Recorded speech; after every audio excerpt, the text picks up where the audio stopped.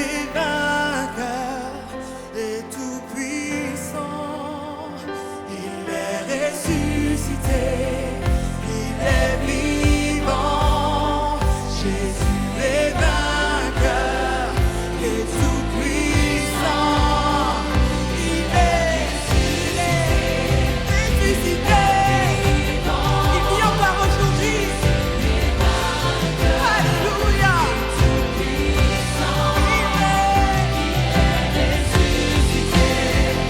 Il est vivant. Jésus est vainqueur et tout puissant. Alléluia. Tu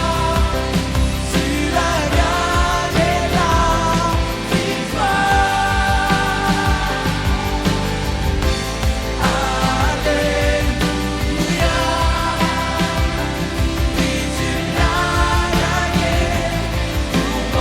Alléluia.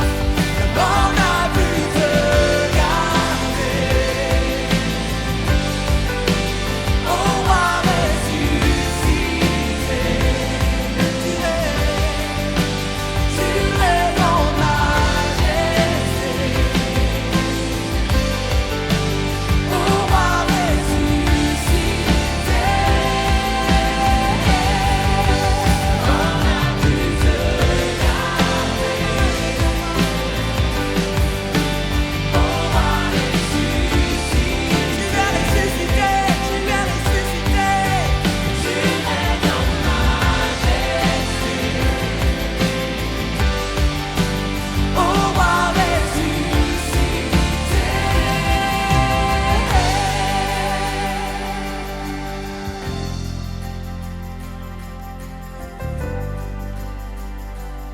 Que nous puissions réaliser que le tombeau est vide, que tes péchés, mes péchés ont été pris. Jésus a pris tout cela pour qu'aujourd'hui tu sois là, tu es la vie et que tu puisses le partager. Donc je veux m'écrier que le tombeau est vide. Est-ce qu'il y a quelqu'un avec moi pour le dire aujourd'hui que le tombeau est vide? Oui, le tombeau est vide. Regarde ta vie, une situation particulière et tu leur dis le tombeau est vide. Oui, le tombeau est vide. Oui, le tombeau est vide. Et nous pouvons crier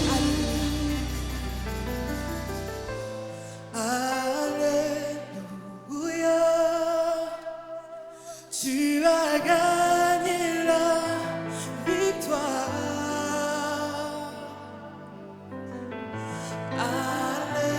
Alléluia. Oui, tu l'as gagné pour moi. La mort n'a pu te garder. Au roi ressuscité, tu règnes en majesté. Au roi ressuscité.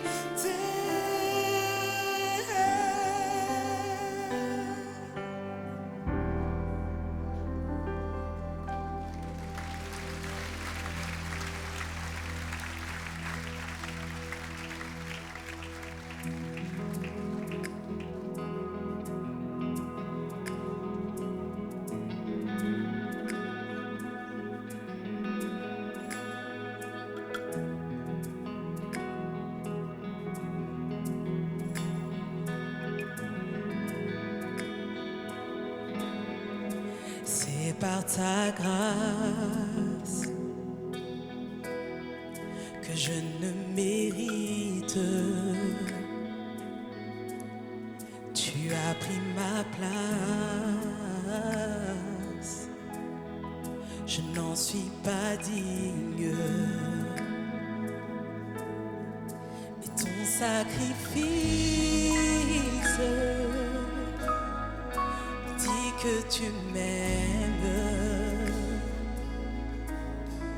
en payant le prix.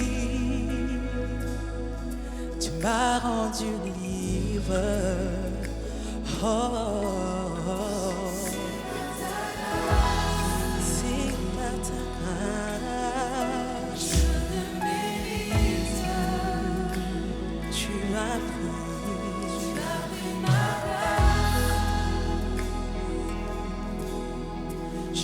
suis pas digne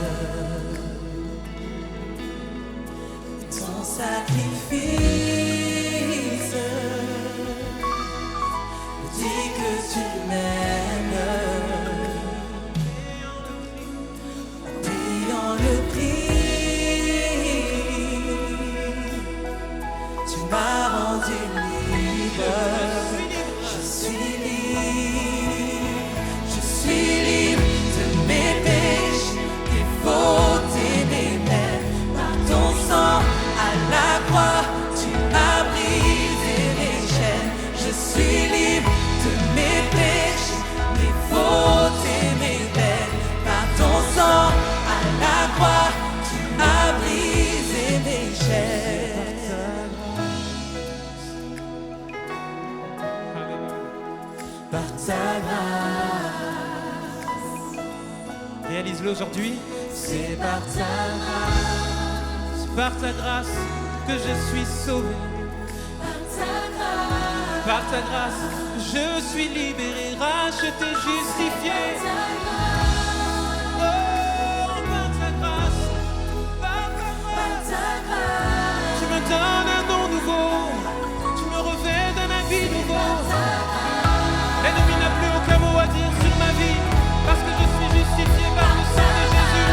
À la croix, je suis libre, je suis libre, je suis libre. de mes péchés, mes fautes et mes peines. Par ton sang à la croix, tu as brisé mes chaînes. Je suis libre de mes Fautes et mes toutes peines. mes peines.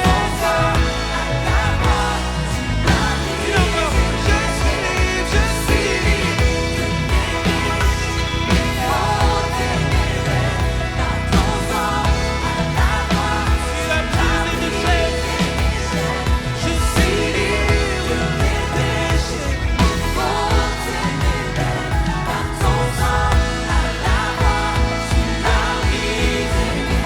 C'est par ta grâce. Oui, par ta grâce, Réalise-le aujourd'hui, c'est seulement par sa grâce. c'est par ta grâce, Oh, oh, oh. par ta grâce, Aucun autre nom, aucun autre sang n'a coulé pour toi. ta grâce, Seulement par sa grâce. par ta grâce, Nous n'en étions pas dignes, mais il a donné sa vie pour nous. c'est par ta grâce, Par sa grâce. par ta grâce. Merci pour ta grâce, Seigneur. Merci pour ta grâce, Jésus. Est-ce qu'on peut l'acclamer pour sa grâce? Merci pour ta grâce, Jésus.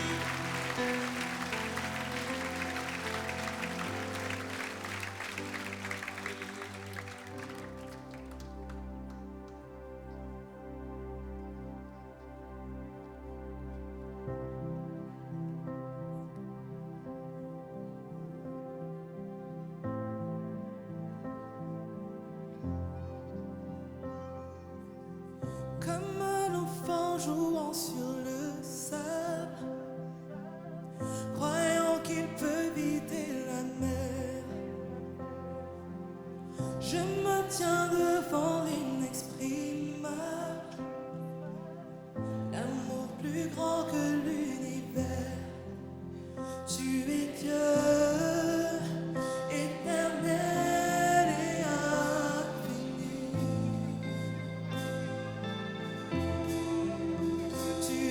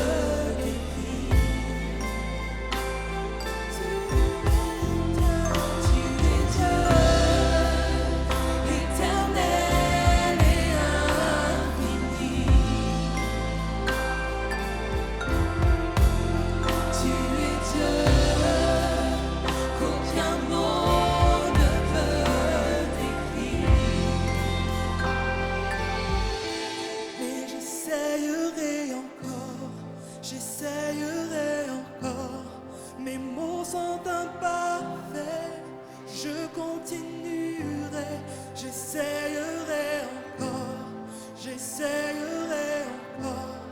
Oui, pour l'éternité, nos chants vont résonner, j'essayerai encore, j'essayerai encore. Mes mots sont imparfaits, mais je continuerai, j'essayerai encore, j'essayerai encore.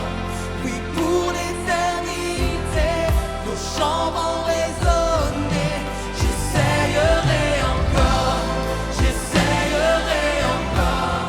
Mes mots sont imparfaits, mais je continuerai, j'essayerai encore, j'essayerai encore. Oui, pour l'éternité, nos chants vont résonner.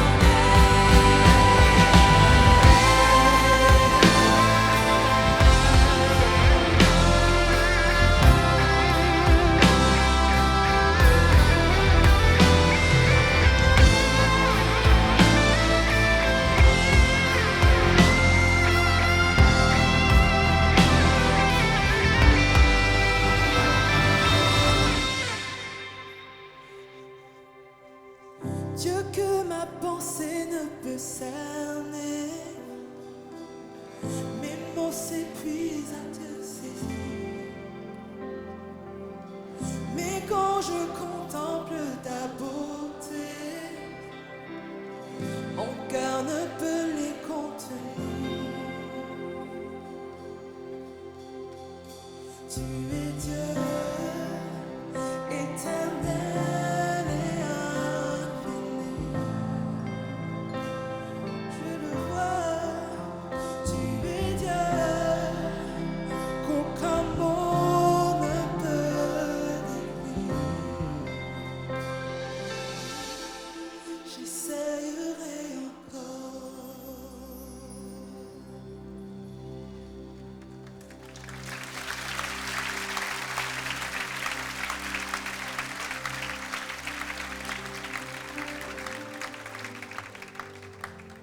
Seigneur, tant de fois, on a eu des mots imparfaits. Mais en fait, tu regardes à notre cœur, tu regardes à notre authenticité. Merci pour cela, Jésus. On veut encore essayer aujourd'hui, Seigneur. On veut encore essayer aujourd'hui. Est-ce qu'on peut juste fermer nos yeux, lever nos mains, faire silence et se tenir devant Dieu et dire « Je veux essayer ». Bien plus que des chants, bien plus que des mots, je veux simplement, Seigneur Dieu, revenir au cœur de la louange. C'est moi, c'est Dieu, c'est vous, c'est Dieu. Aujourd'hui, ne laisse personne te déconnecter. Connecte-toi directement à Dieu.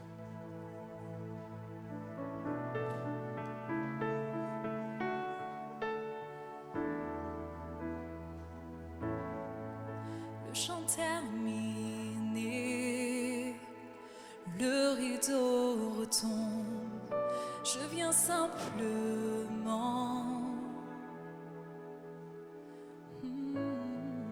porter mon offrande, car j'ai le désir de réjouir ton cœur. J'apporte plus qu'un beau chant. Chanter ne suffit pas pour répondre à ton appel. Mes apparences sont trompeuses, tu vois bien au-delà. Oh Dieu, tu sens de mon cœur. Je reviens au cœur de la louange pour tout centrer sur toi, centrer sur toi, Jésus. Oui, je renonce à tous mes faux semblants pour tout centrer sur toi, centrer sur toi, Jésus.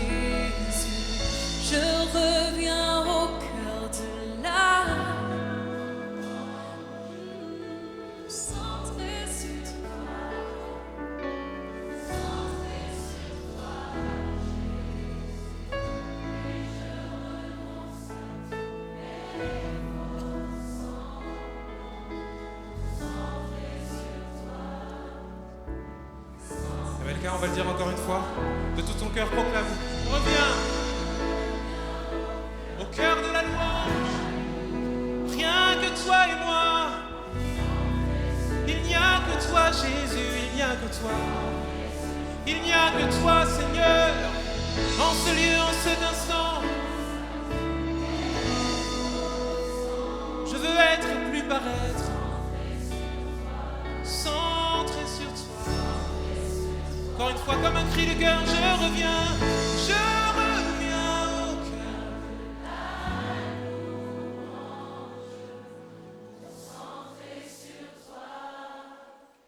Centré sur toi, Jésus. Oui, je renonce à tous mes faux semblants pour tout centrer sur toi. Centré sur toi, Jésus.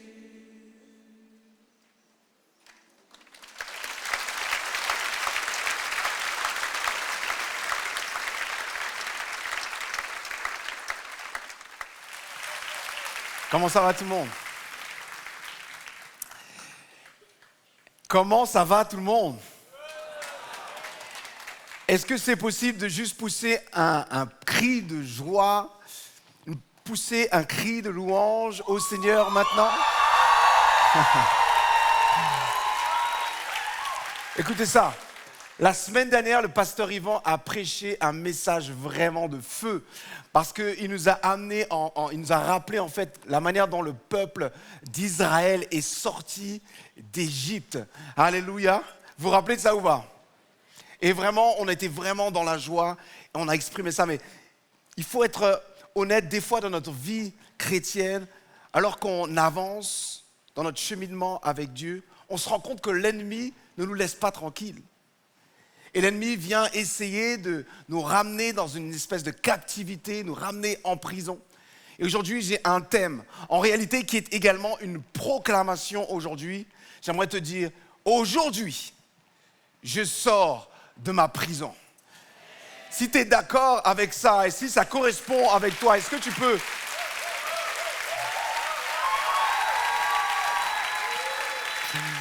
Alléluia. Si seulement tu es joyeux parce que tu sais qu'aujourd'hui c'est le dernier jour d'incarcération, quelle que soit la prison que tu traverses, peut-être une dépendance quelconque, une addiction, une perversion, peut-être une maladie, quelle qu'elle soit, j'aimerais te dire, aujourd'hui c'est le dernier jour de mon incarcération car je sors de ma prison.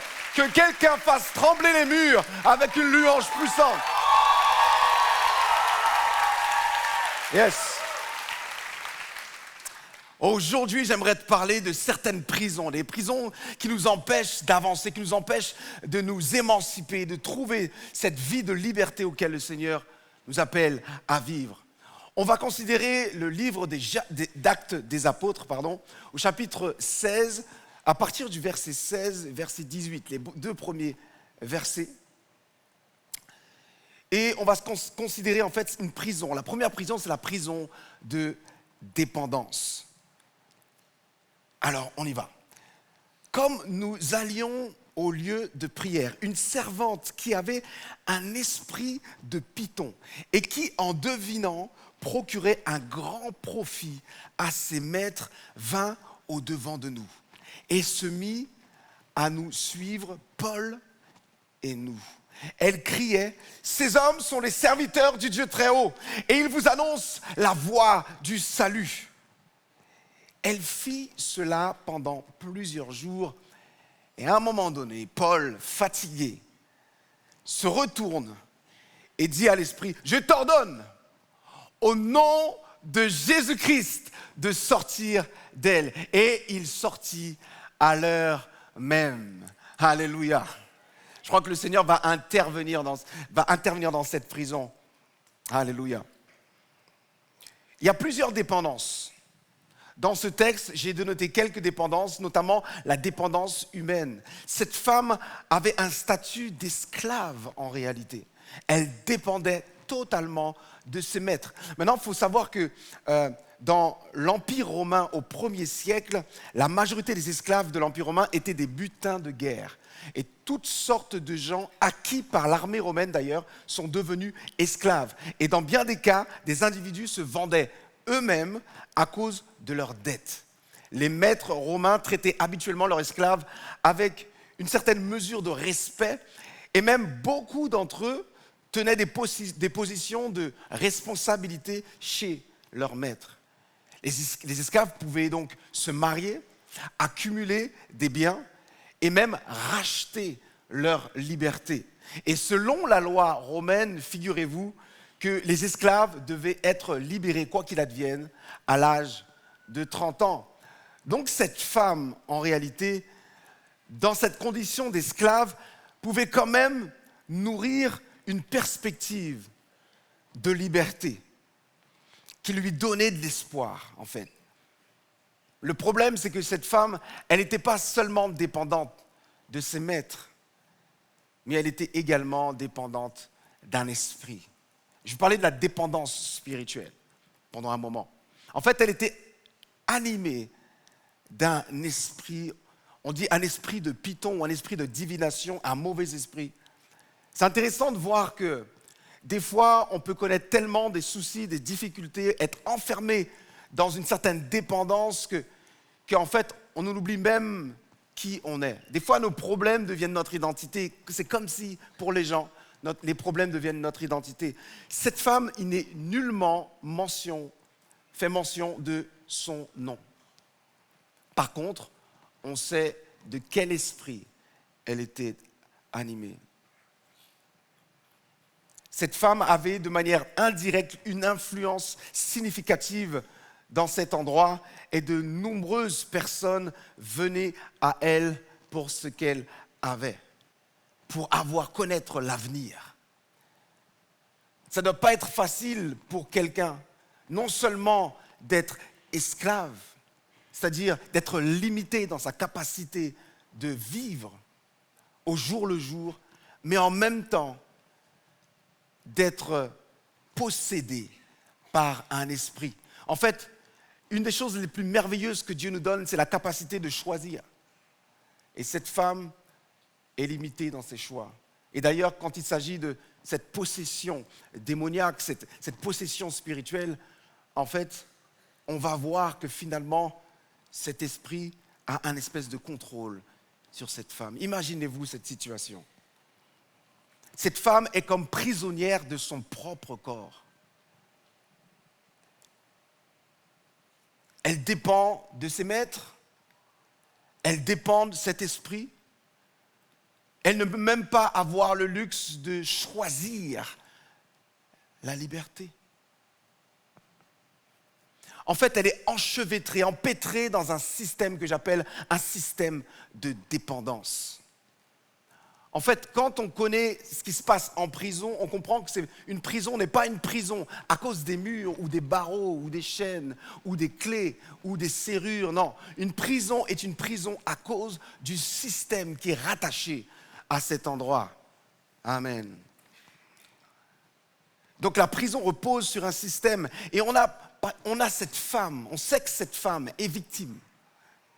Elle est victime parce que, comme je l'ai dit tout à l'heure, elle est soumise à ses maîtres et à cet esprit de python, de divination. Mais on constate finalement qu'il s'agit là d'une interdépendance parce qu'en réalité, la femme est une pièce maîtresse dans ce système. Et les maîtres et l'esprit qui animent cette femme dépendent du fait qu'elle reste bien à sa place dans ce système.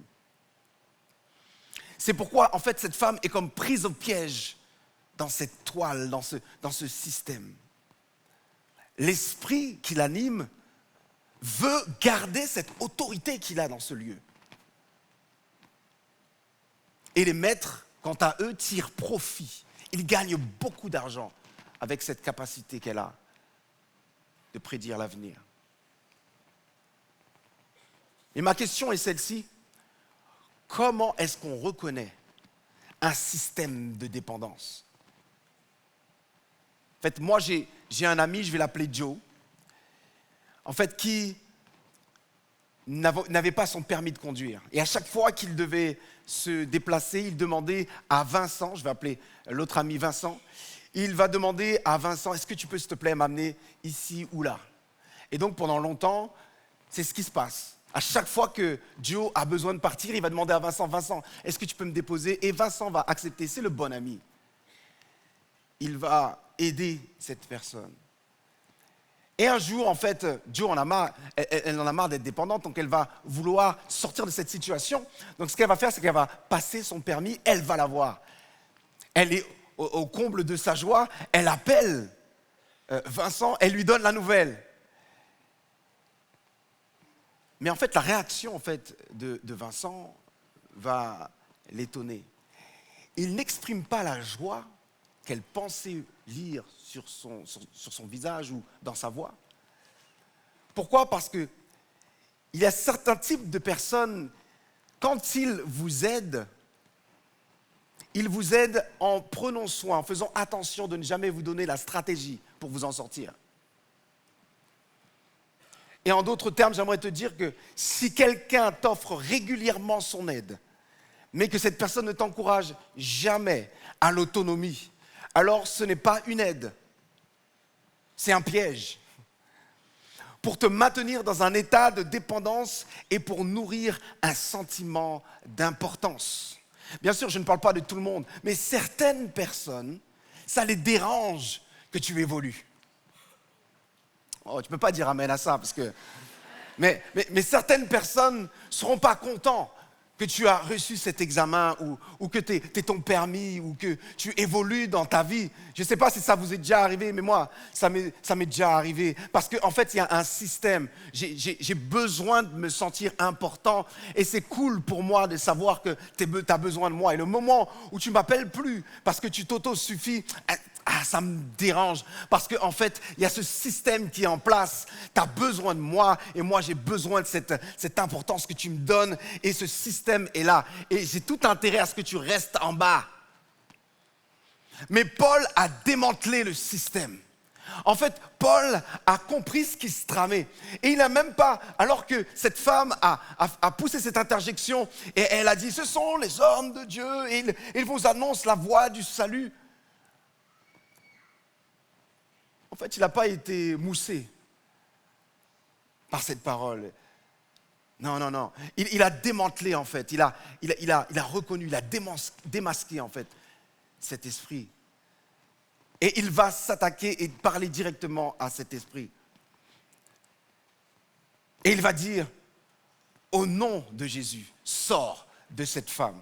Aujourd'hui, j'aimerais te dire que s'il y a un système qui veut te tenir dans une prison de dépendance, aujourd'hui, c'est le jour où ce système va être renversé. Alléluia. Oh, tu peux dire amen avec beaucoup plus de conviction. Parce que le système, c'est un système qui est sournois, qui est placé de manière minutieuse pour t'empêcher d'évoluer. Mais au nom de Jésus, ce système est renversé aujourd'hui. Le deuxième texte que j'aimerais qu'on voit, c'est la suite. Ensuite, il y a, à partir du verset 22, la foule. La foule, en fait, qui va se soulever contre Paul et Silas. Pourquoi? Parce que les maîtres de la servante, ça leur pose un problème. Ça leur pose un problème parce qu'ils ne vont pas avoir ce qu'ils comptaient recevoir comme argent dans cette journée. Alors ils se disent non, ça ne va pas se passer comme ça. Ces deux gars-là, c'est qui? Paul et Silas, c'est bon, on va les saisir, on va les prendre et on va leur faire la misère. Et au verset 22, il est dit, la foule se souleva contre eux. Et les prêteurs, ayant fait arracher leurs vêtements, ordonnèrent qu'on les bâtît de verges. Après qu'on les eut chargés de coups, on leur a fait la misère. Ils les jetèrent en prison en recommandant au geôlier de les garder sûrement. Et le geôlier, ayant reçu cet ordre, les jeta dans la prison intérieure. Ce n'est pas simplement la prison, mais à l'intérieur même, dans une prison de la prison, au fond de la prison. Et il leur mit les ceps aux pieds. Mais ma question c'est, en fait, pourquoi est-ce qu'il leur arrive tout ça en fait? Ils ont menti pour pouvoir les mettre en prison, ils ont menti sur eux. Les maîtres qui étaient tellement énervés, ils les ont accusés de toutes sortes de fausseté. Il y a une colère, une rage qui s'est déchaînée contre eux parce qu'ils avaient fait du bien à quelqu'un. Parce qu'ils étaient intervenus là où cette femme ne pouvait même pas, de son propre chef, décider de sortir de cette prison. Il fallait quelqu'un. Et d'ailleurs, j'aimerais parler à toutes les personnes qui nous regardent. J'aimerais te dire que si tu es dans un système de dépendance et tu ne peux pas t'en sortir seul, il faut que tu ne restes pas. Il ne faut pas rester isolé.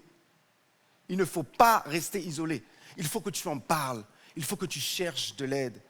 Et dans cette situation, puisqu'il s'agissait là d'une possession démoniaque, d'une dépendance spirituelle, il fallait que Dieu intervienne. Et merci Seigneur, Paul et Silas passaient par là.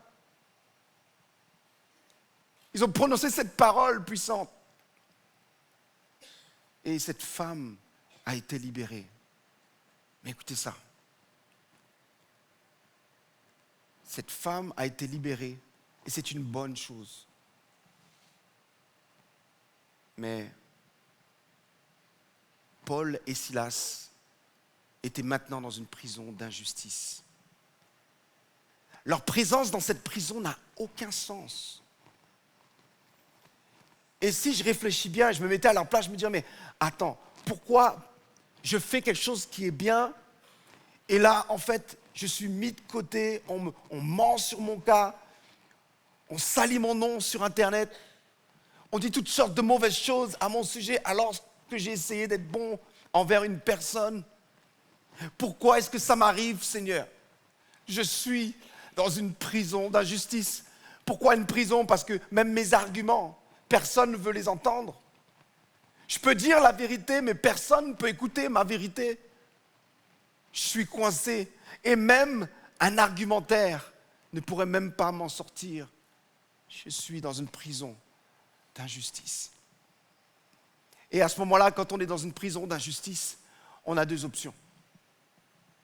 En fait, c'est soit tu décides de te plaindre, et pour être tout à fait honnête, on est beaucoup à choisir cette option, c'est pas vrai? Alors qu'en réalité, on sait, vous savez comme moi, que se plaindre ne changera absolument rien.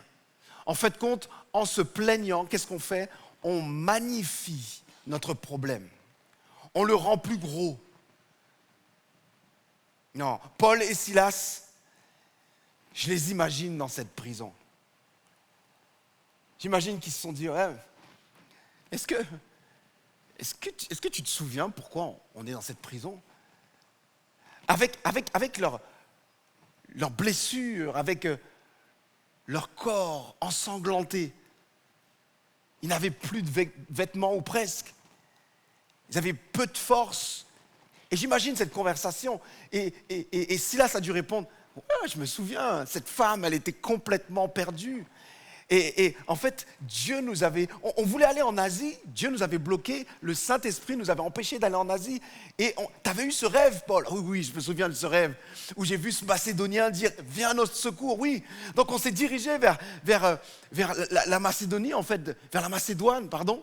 On s'est dirigé vers là et ensuite on a mis notre pied, en fait, à Philippe, dans le premier district de la Macédoine. Et en fait, en étant là, en fait, on a connu de belles choses. On a vu des gens donner leur vie au Seigneur. Et alors qu'on allait au lieu de prière, on a vu cette femme, oui, je me souviens, mais cette femme, elle était possédée. Elle était tellement enchaînée dans cette prison, en fait, de dépendance. Elle ne pouvait pas sortir, c'était impossible.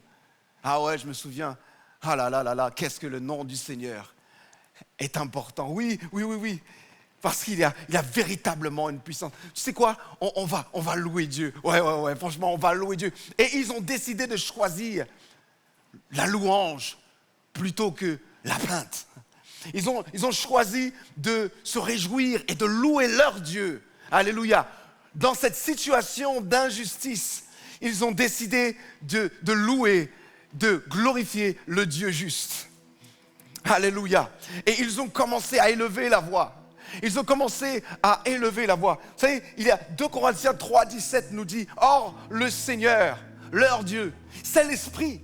Et là où est l'Esprit du Seigneur, là également est la liberté. » Alléluia. Et ils ont commencé à louer leur Dieu. La puissance est dans le nom de Jésus. Tu te souviens, Silas? La puissance est dans le nom de Jésus. Est-ce que Paul et Silas, tu peux chanter aussi avec moi?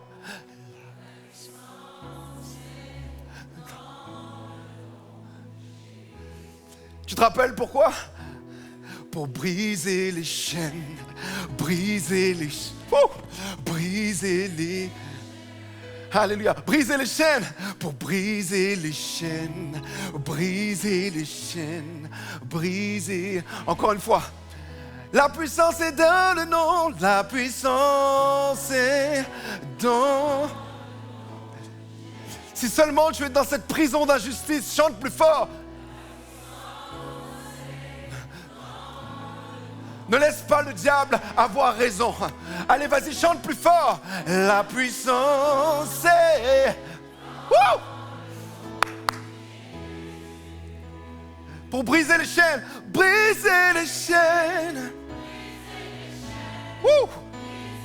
Que quelqu'un qui souffre de cette prison chante plus fort. Briser. Briser les chaînes. Yeah!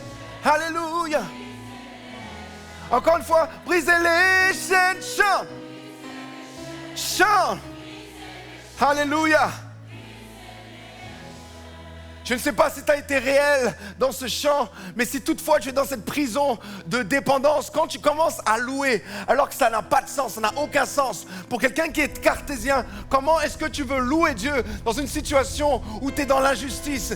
Mais c'est alors que quand ils ont commencé à louer Dieu, quelque chose a commencé à trembler. Alléluia. J'aimerais te dire, il y a un tremblement de terre dans ta situation. Quelque chose commence à trembler.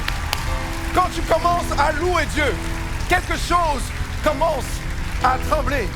Alléluia. Écoute ça. Pour moi, la définition même du tremblement de terre, c'est celle-ci. Avec mes petits souvenirs de cours, je me souviens qu'un tremblement de terre, c'est un mouvement de plaques tectoniques sous la surface. Et un tremblement de terre à la surface.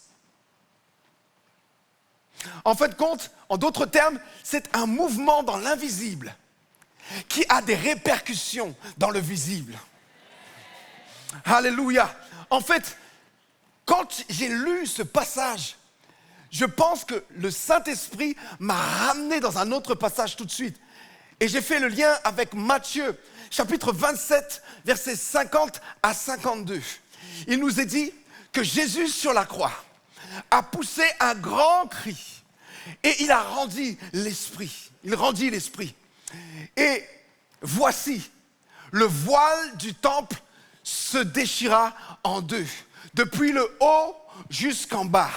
Ceci est très important parce que si toutefois il avait été déchiré du bas en haut, on aurait pu dire que c'est des hommes qui auraient tiré, essayé en tout cas, même si c'est une tâche qui était quasiment impossible vu l'épaisseur de la toile, mais on aurait pu dire d'une manière farfelue que des hommes ont essayé de tirer et de déchirer ce voile. Mais heureusement, il s'agit là d'une action divine parce que le voile du temple s'est déchiré de haut en bas.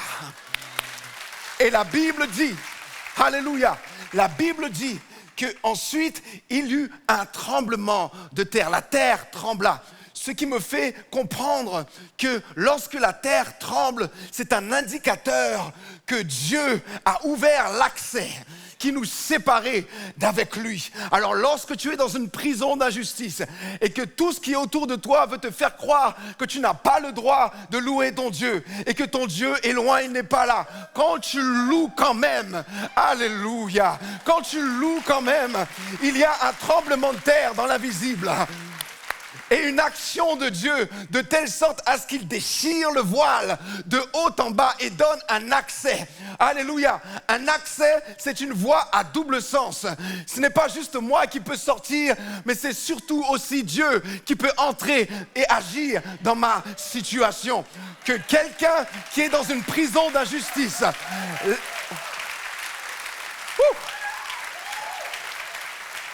Si tu es dans une prison d'injustice et si tu me regardes derrière ton écran et que tu penses que tu as cru que tu ne pouvais pas t'en sortir, c'est me dire la meilleure manière. Je sais que ça n'a pas de sens pour certaines personnes qui m'écoutent, mais la meilleure manière de sortir d'une prison d'injustice, c'est de ne pas regarder à ton injustice, mais de regarder au Dieu juste. Et tout d'un coup, mets-toi à louer ton Dieu. Et alors que tu loues, il y a quelque chose qui va se passer. Notre Dieu va créer un mouvement dans l'invisible et les fondations de cette prison d'injustice vont commencer à bouger. Oh, alléluia! Parce que même s'il y a des barreaux autour de toi, tu es dans une cellule qui n'est pas belle, j'aimerais te dire qu'en réalité, tu peux inviter celui qui n'a aucune limite. Tu peux inviter celui qui est infiniment grand. Et quand un Dieu infiniment grand rentre dans une situation que j'ai, alors la situation doit s'élargir pour laisser place à ce que Dieu veut faire. Que quelqu'un dise Amen à ça. Mais le texte ne s'arrête pas là. Parce qu'il dit ceci, les sépulcres s'ouvrirent. Et plusieurs corps des saints qui étaient morts ressuscitèrent. Et même quelque part, il est dit en fait qu'on voit des morts, des personnes qui étaient morts, marcher dans les rues de Jérusalem quand Jésus a été observé mort sur la croix. Afin de comprendre mieux ce qui s'est passé en fait finalement, allons ensemble dans 1 Pierre chapitre 3 versets 18 à 20, un de mes passages favoris. Il est dit, Christ aussi a souffert une fois pour les péchés, lui juste pour des injustes, afin de nous amener à Dieu, ayant été mis à mort quant à la chair, mais ayant été rendu vivant quant à l'esprit. Oh, alléluia! Mort quant à la chair, mais rendu vivant quant à l'esprit, dans lequel il est allé prêcher aux esprits. Oh, vous me suivez là? Les esprits en prison qui autrefois avaient été incrédules lorsque la patience de Dieu se prolongeait au jour de Noé. En d'autres termes, ce que ce texte nous explique, c'est que lorsque Jésus est mort sur cette croix, en fait, il est mort physiquement. Il est mort pour toutes les personnes qui étaient sur terre. Marie a pleuré.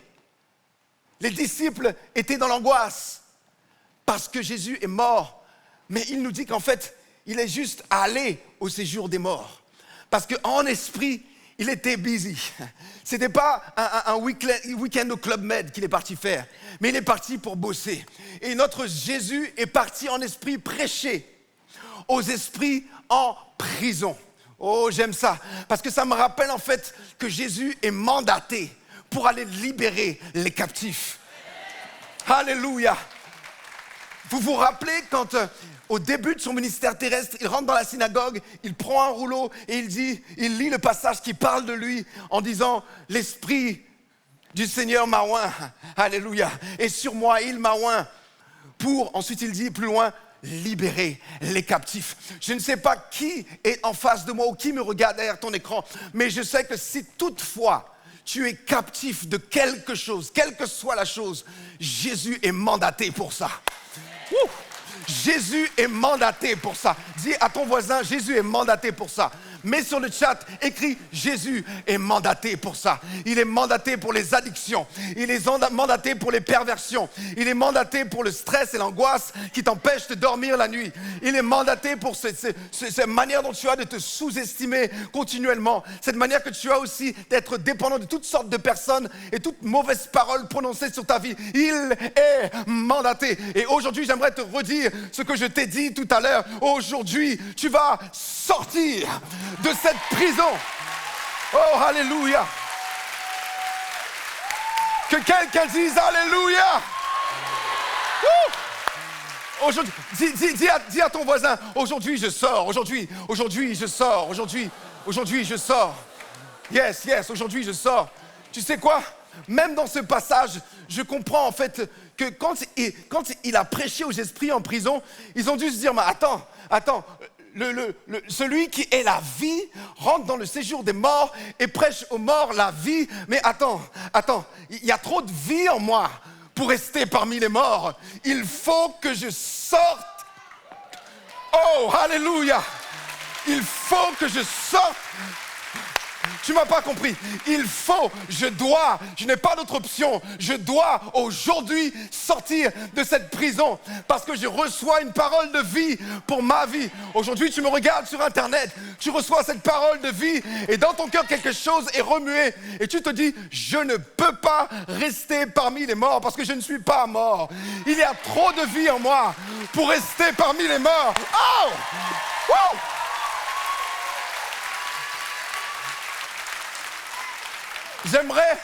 J'aimerais dire quelque chose qui va peut-être choquer quelqu'un, mais je ne veux pas sortir de prison. Et je ne sors pas de prison parce que je désire être libre. Non. Je sors de prison car je suis libre.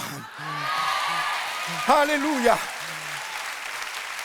En fait, il faut que tu réalises que tout autant que tu n'expérimentes pas la liberté au milieu de ta prison, tu ne seras jamais réellement libre. J'aimerais parler à quelqu'un qui est au milieu de quelque chose, qui est au milieu d'une injustice, au milieu d'un problème, d'un souci, de quelque chose qui veut t'enfermer au milieu, là où tu es. N'essaye même pas d'en sortir, juste loue ton Dieu et laisse Dieu faire les choses et te libérer là où tu te trouves. Parce que Paul n'a pas eu besoin de sortir de cette prison pour être déclaré libre. Il était libre avant de rentrer de prison. Il était libre quand il était en prison. Il était libre tout le temps. Alors aujourd'hui, ma question, est-ce que tu es libre? Est-ce que tu as reçu cette mesure de grâce et de parole? Ou est-ce que tu ressens que le Saint-Esprit maintenant, alors que tu m'écoutes derrière ton écran, que le Saint-Esprit te libère? Est-ce que véritablement tu peux te réjouir parce que tu es libre? Alléluia, alléluia. Et moi, je ne suis pas du genre à me coller avec ce qui se passe dans mon environnement. Je dois être au clair avec qui je suis et mon positionnement personnel. Alléluia. Et si tu le crois, tu peux crier avec moi, je suis libre. Alléluia. Et c'est parce que tu es libre que les choses doivent changer. C'est parce que tu es libre que tu vas dire à cette personne qui te harcèle, écoute, toi et moi, c'est parce que tu es libre que tu vas accepter que les gens te rejettent, te mettent de côté. Ok, pas de problème. De toute façon, aujourd'hui, je suis libre. Oh, alléluia. Je ne sais pas si je parle à quelqu'un, si peut-être que tu es là derrière ton écran, peut-être que c'est à toi. C'est sur toi peut-être que je suis venu aujourd'hui. Mais j'aimerais te rappeler quelque chose. Le Seigneur nous a libérés. Nous sommes libres. Alors plus de chaînes, plus de chaînes, plus de chaînes, plus de chaînes. Je suis libre. Alléluia. Oh, si tu es heureux de ça, juste tape des mains et glorifie ton Dieu là où tu te trouves. Même derrière ton écran, je suis libre.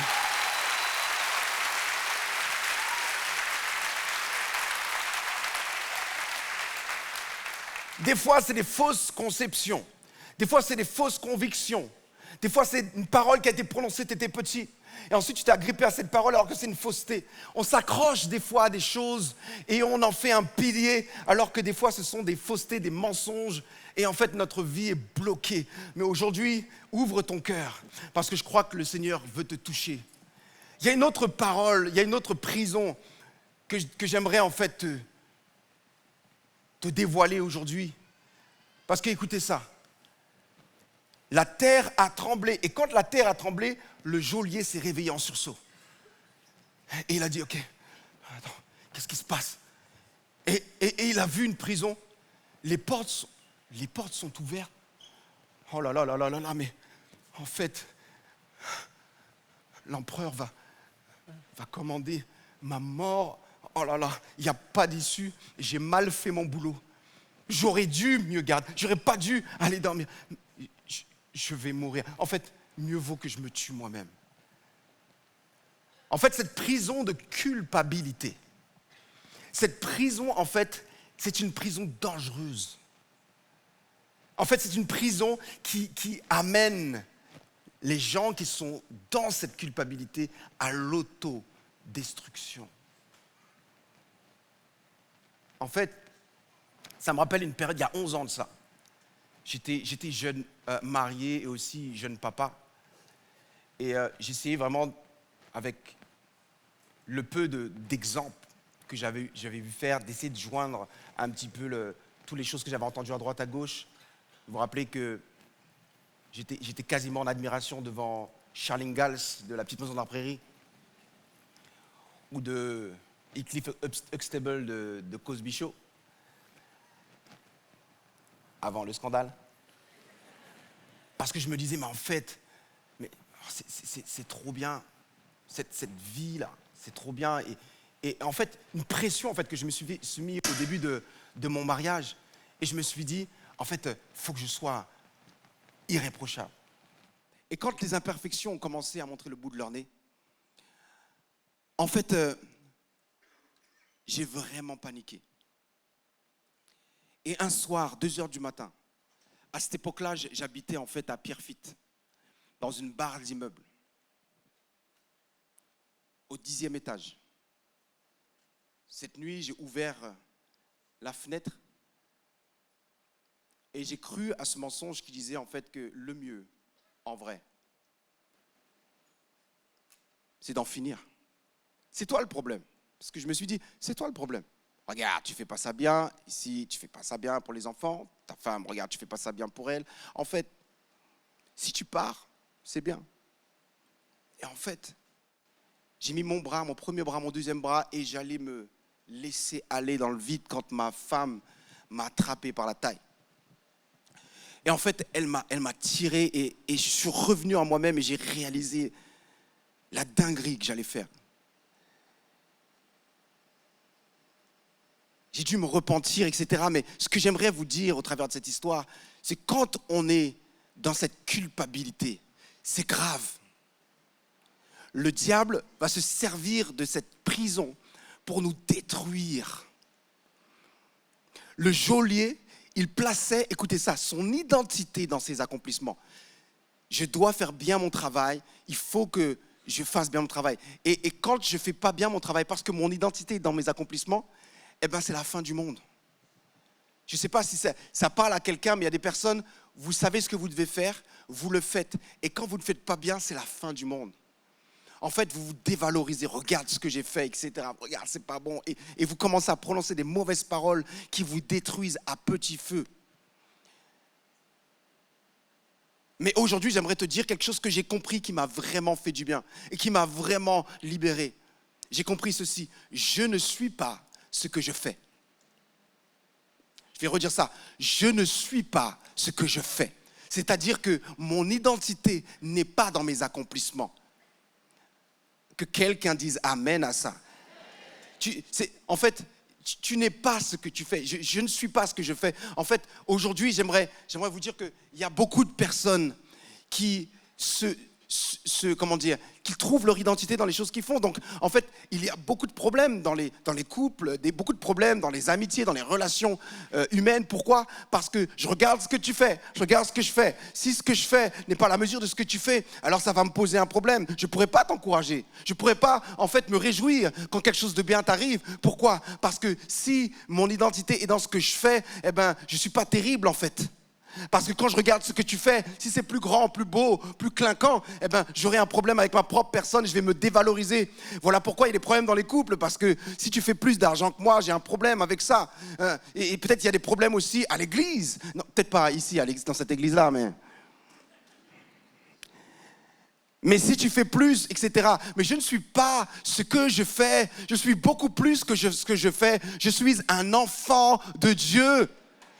Pour moi, c'est la plus grande distinction. C'est le plus grand titre qu'on peut me donner. C'est pas pasteur. C'est pas dans les choses. Je m'accomplis pas. C'est pas les choses que je fais en fait qui disent qui je suis en réalité. Parce que je suis plus que ce que je fais. Je ne suis pas ce que je fais. Alléluia. Et Jésus lui-même va dire dans Jean 14, au verset 12, il va dire ceci à ses disciples. Il va dire, écoutez, les choses que je fais, vous les ferez aussi. Il va dire, vous en ferez même des plus grandes. Maintenant, réfléchis avec moi. Si Jésus, qui est le Fils de Dieu, qui est Dieu, si Jésus, qui est le Roi des rois, le Seigneur des seigneurs, s'il a participé à la création de tout, il était là avant que toute chose soit, est-ce que tu penses qu'il se sent menacé parce que tu vas faire de plus grandes choses? Et de toute façon, si je puis faire quelque chose, c'est lui qui me fortifie. Donc c'est encore lui qui fait. Est-ce que tu penses vraiment qu'il se sent diminué parce que en fait, il t'a permis de faire de grandes choses? Non. Parce qu'en réalité, son identité n'est absolument pas dans ce qu'il fait. Son identité n'est pas dans ses œuvres, même si ses œuvres parlent de qui il est. Amen. Éphésiens chapitre 2, verset 10, nous dit ceci. Car nous sommes son ouvrage, ayant été créés en Jésus-Christ pour de bonnes œuvres, que Dieu a préparées d'avance afin que nous les pratiquions. Écoute ça, la moisson est grande. Mais il nous dira quelque part, il y a peu d'ouvriers pour cette moisson. Mais moi, ce que je vois, c'est que beaucoup de personnes font beaucoup d'efforts pour bâtir des œuvres, pour mettre en place des choses, pour faire. On est angoissé parce que l'autre a fait plus. L'autre est plus beau. L'autre est plus grand. L'autre a une meilleure voix. L'autre fait de plus grandes choses, des choses plus spectaculaires. Mais Dieu recherche des ouvriers, mes amis. Il ne recherche pas des œuvres parce que les œuvres, nous l'avons vu, il les a préparées d'avance pour que nous les pratiquions. Alléluia. Donc en fait, il s'agit là de travailler à être. Alléluia. Parce que mon identité doit être en Christ et en Christ seul. Aujourd'hui, j'aimerais te dire, à toi qui nous regardes, peut-être que tu es dans cette prison de culpabilité et tu dis, j'ai trop fait de mauvaises choses. J'ai trop menti. J'ai trop dealé. J'étais trop têtu dans ma manière de faire les choses. J'ai perdu tout cet argent familial. Ou tu te dis que les choix que tu as pris, ta sentence, c'est comme si tu voulais t'infliger cette sentence et tu dis, en fait, je mérite ça. J'aimerais te dire que tu n'es pas ce que tu fais. Tu as fait ces choses, oui, mais tu n'es pas ce que tu fais. J'aimerais te dire que tu peux changer. Le changement est possible. Si mon identité était dans les choses que je faisais, parce qu'une chose peut être faite mais ne peut jamais être défaite, alors le changement serait impossible selon moi. Mais parce que notre identité n'est absolument pas dans les choses que nous faisons, alors le changement reste possible. Si tu me regardes et si tu es coincé dans des choix que tu as faits, tu as fait des mauvaises choses et tu fais peut-être encore dans ton quotidien des mauvaises choses et tu dis, c'est trop tard maintenant. Non. Dieu peut briser toutes tes chaînes.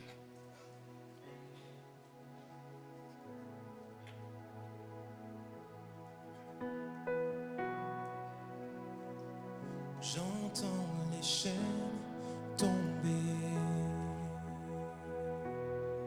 Alléluia. Oui, j'entends les chaînes tomber. Chante. Si tu es dans la prison, chante avec nous. J'entends les chaînes tomber. Déclare-le. J'entends les chaînes. Oui, j'entends les chaînes tomber. Derrière ton écran, chante avec nous. Dans ton salon, dis. J'entends les chaînes tomber. Il est temps maintenant de proclamer ces choses. Dis-le. J'entends les chaînes tomber. J'entends les chaînes. Alléluia. Prends ta délivrance. J'entends les chaînes tomber. Encore une fois. Oh, oh, oh. J'entends les chaînes. J'entends les chaînes Alléluia. tomber. Oh, les chaînes de la perversion. J'entends les chaînes Yeah. tomber. Les chaînes de toute addiction. J'entends les chaînes. J'entends les chaînes Yeah. tomber. J'entends les chaînes. J'entends. J'entends les chaînes tomber. La puissance, on sent. La puissance est la puissance. Alléluia. Je sais que la puissance est dans le nom. Alléluia. Brisez les chaînes. Brisez les chaînes. Brisez les chaînes. Yeah. Alléluia. Alléluia. Avec moi, avec moi, avec moi. Alléluia. Alléluia. Alléluia. Alléluia. Alléluia. Alléluia. Alléluia. Alléluia. Je suis libre. Je suis libre. Je suis libre. Je suis libre. Je suis libre. Je suis libre. Je suis libre. Je suis libre. Poussez le cri de joie pour le Seigneur. Alléluia. Merci Jésus. Oh, merci Jésus. Encore avec moi. Proclamez votre victoire. Je suis libre. Je suis libre. Je suis libre. Je suis libre. Je suis libre. Je suis libre. Je suis libre. Je suis libre. Il m'a lavé. Il m'a lavé. Il m'a lavé. Il m'a lavé. M'a pardonné. Pardonné. Pardonné. Pardonné. Je suis libre. Je suis libre. Je suis libre. Je suis libre. Je suis libre. Je suis libre. Je suis libre. Alléluia.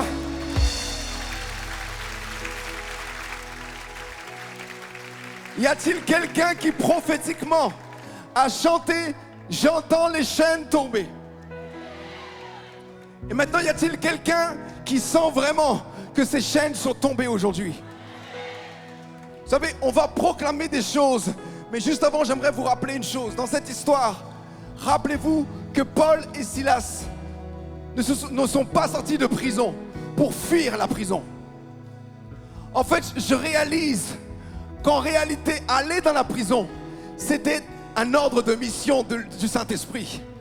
Je réalise que s'il n'avait pas été faussement accusé, s'il n'avait pas été battu, s'il n'avait pas été mis dans une prison d'injustice, eh bien, jamais il n'aurait pu rencontrer le geôlier et prêcher l'évangile à ce geôlier et à tous les membres de sa famille. Quelquefois, Dieu permet à ce que nous rencontrions des prisons dans notre vie, mais cette prison est un plan de Dieu. Alléluia. Parce qu'il doit faire confiance à quelqu'un pour aller prêcher en prison. Alléluia. Alors, juste un instant. J'aimerais que tu puisses réaliser que si tu es passé par tout ce que tu as traversé, c'est simplement parce qu'il te jugeait digne, alléluia, de pouvoir être la personne qui allait pouvoir témoigner dans cette situation. Je ne sais pas à qui je parle, peut-être que tu es derrière ton écran, mais jamais Paul n'aurait pu toucher ce geôlier s'il n'avait pas subi une injustice. Alors j'aimerais que tu puisses dire avec moi, rien de ce que j'ai vécu, rien de ce que j'ai expérimenté ne sera gaspillé, parce que toute chose concourt au bien de ceux qui aiment Dieu et qui sont appelés selon son dessein. Alléluia.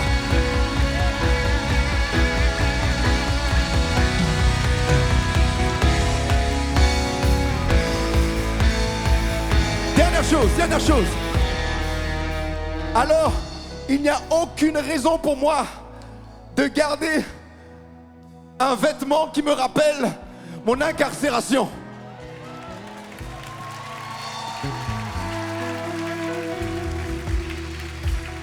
Parce que je vous l'ai dit aujourd'hui, c'était le dernier jour de mon incarcération.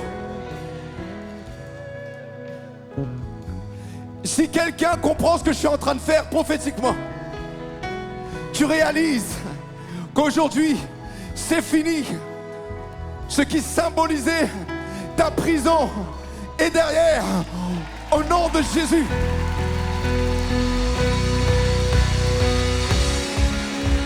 Il n'y a aucun lien à partir de maintenant qui pourront te maintenir captif, parce que notre Jésus, qui a été mandaté pour aller dans toutes les prisons chercher ceux qu'il rachète, aujourd'hui, il n'y a pas de condamnation pour ceux qui sont en Jésus-Christ. Oh, oh, oh, je suis libre, je suis libre, je suis libre, je suis libre, je suis libre, je suis libre, je suis libre, je suis libre, je suis libre. Il m'a lavé, il m'a lavé, il m'a lavé, il m'a lavé, m'a pardonné, et pardonné, pardonné, et pardonné. Tout est carré, tout est carré, tout est carré, tout est carré, tout est carré, tout est carré, tout est carré. Vous êtes qui de louange. Alléluia.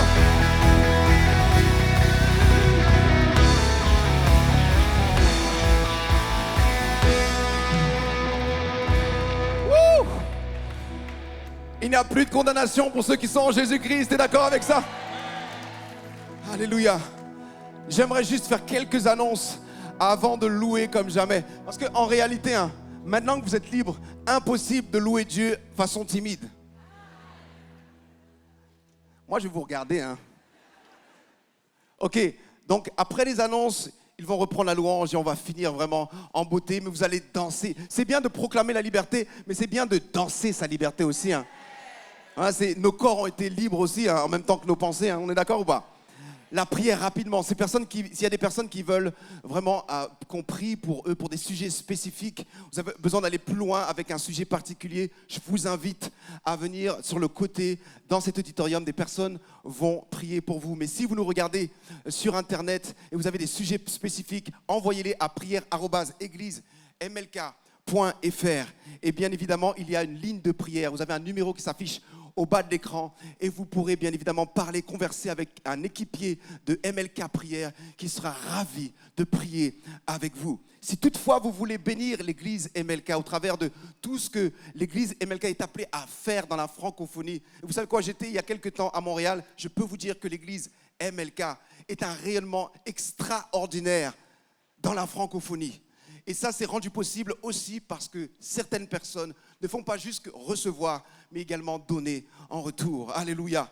Si vous avez à cœur de donner, je veux donner.fr, et bien évidemment, ceux qui sont en présentiel, au sortir, le point finance est disposé à vous recevoir. Une dernière chose encore, si vous avez été béni, bien évidemment, pensez à quelqu'un d'autre. Envoyez, partagez en fait cette vidéo. Vous ferez du bien à quelqu'un. Et n'oubliez pas, s'il vous plaît, de vous abonner.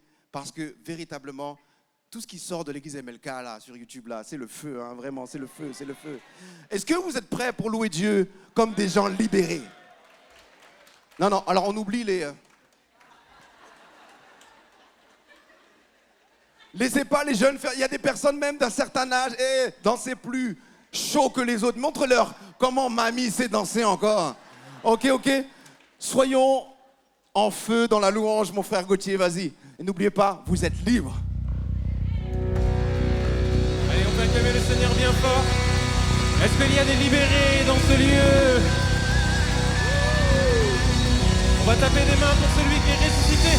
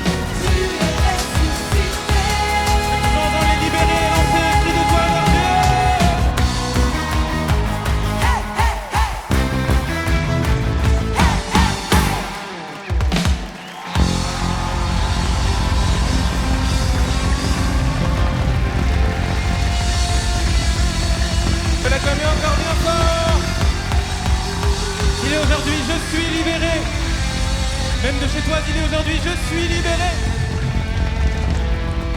Bonne semaine à tous.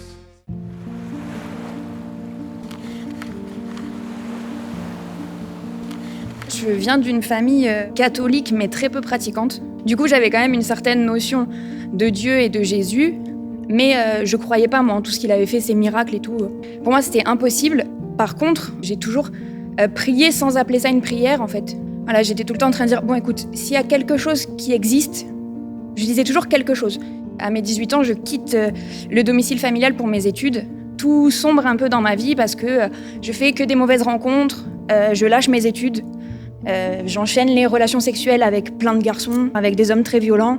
À mes 20 ans, je rencontre un autre homme.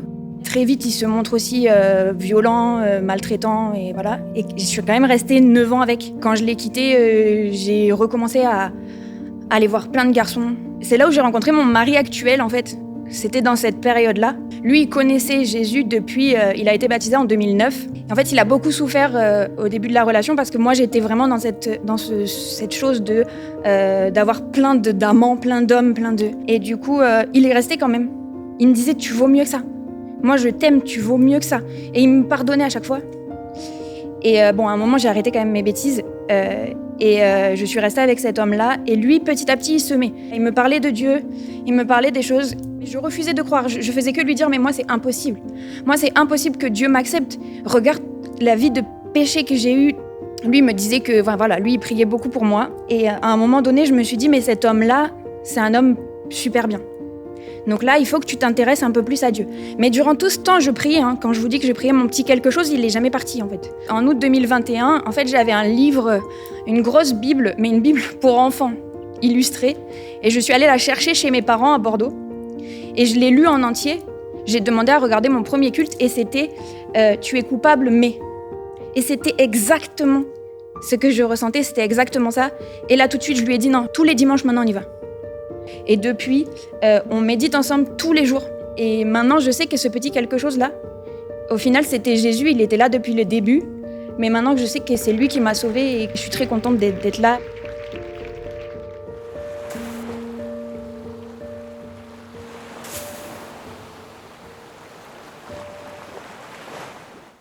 Cette vidéo t'a parlé ? Clique sur j'aime. N'oublie pas également de t'abonner et de déclencher les notifications. Si cette vidéo t'a touché, elle peut aussi faire du bien à ceux qui t'entourent.